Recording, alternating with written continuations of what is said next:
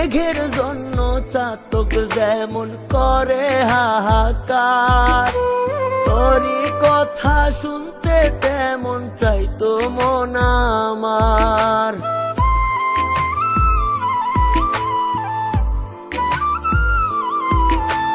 মেঘের জন্য চাতক যেমন করে হাহাকার, তোরই কথা শুনতে তেমন চাইতো মন আমার। সবার আগে দেখতাম রে তোর মন গড়া কি দিয়ে, আল্লাহ যদি দিত আমায়